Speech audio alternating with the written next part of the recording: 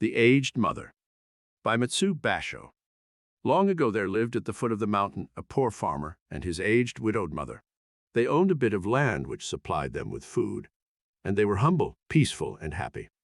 Shining was governed by a despotic leader, who, though a warrior, had a great and cowardly shrinking from anything suggestive of failing health and strength. This caused him to send out a cruel proclamation. The entire province was given strict orders to immediately put to death all aged people. Those were barbarous days, and the custom of abandoning old people to die was not uncommon. The poor farmer loved his aged mother with tender reverence, and the order filled his heart with sorrow. But no one ever thought twice about obeying the mandate of the governor.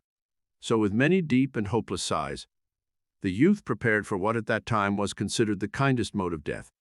Just at sundown, when his day's work was ended, he took a quantity of unwhitened rice, which was the principal food for the poor, and he cooked, dried it, and tied it in a square cloth, which he swung in a bundle around his neck, along with a gourd filled with cool, sweet water.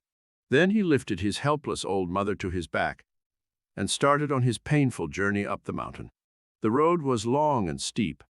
The narrow road was crossed and recrossed by many paths made by the hunters and woodcutters. In some places, they were lost and confused, but he gave no heed. One path or another, it mattered not. On he went, climbing blindly upward, ever upward towards the high bare summit of what is known as Obatsuyama, the mountain of the abandoning of the aged. The eyes of the old mother were not so dim, but that they noted the reckless hastening from one path to another, and her loving heart grew anxious. Her son did not know the mountain's many paths, and his return might be one of danger. So she stretched forth her hand and snapping the twigs from brushes as they passed, she quietly dropped a handful every few steps of the way, so that as they climbed, the narrow path behind them was dotted at frequent intervals with tiny piles of twigs. At last the summit was reached. Weary and heart-sick, the youth gently released his burden and silently prepared a place of comfort as his last duty to the loved one. Gathering fallen pine needles, he made a soft cushion and tenderly lifted his old mother onto it. Hugh wrapped her padded coat more closely about the stooping shoulders, and with tearful eyes and an aching heart, he said farewell. The trembling mother's voice was full of unselfish love as she gave her last injunction. "Let not thine eyes be blinded, my son," she said. "The mountain road is full of dangers.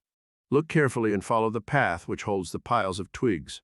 They will guide you to the familiar path farther down." The son's surprised eyes looked back over the path, then at the poor old, shriveled hands all scratched and soiled by their work of love. His heart broke within, and bowing to the ground, he cried aloud, "O honorable mother, your kindness breaks my heart. I will not leave you. Together we will follow the path of twigs, and together we will die." Once more he shouldered his burden, how light it seemed now, and hastened down the path, through the shadows and the moonlight, to the little hut in the valley. Beneath the kitchen floor was a walled closet for food, which was covered and hidden from view. There the son hid his mother, supplying her with everything she needed, continually watching and fearing she would be discovered. Time passed, and he was beginning to feel safe when again the governor sent forth heralds bearing an unreasonable order, seemingly as a boast of his power. His demand was that his subjects should present him with a rope of ashes. The entire province trembled with dread. The order must be obeyed, yet who in all Shining could make a rope of ashes? One night, in great distress, the son whispered the news to his hidden mother. "Wait," she said. "I will think." "I will think." On the second day, she told him what to do. "Make rope of twisted straw," she said. "Then stretch it upon a row of flat stones and burn it on a windless night." He called the people together and did as she said, and when the blaze died down, there upon the stones, with every twist and fiber showing perfectly, lay a rope of ashes. The governor was pleased at the wit of the youth and praised greatly, but he demanded to know where he had obtained his wisdom. "Alas, alas," cried the farmer, "the truth must be told." And with deep bows he related his story.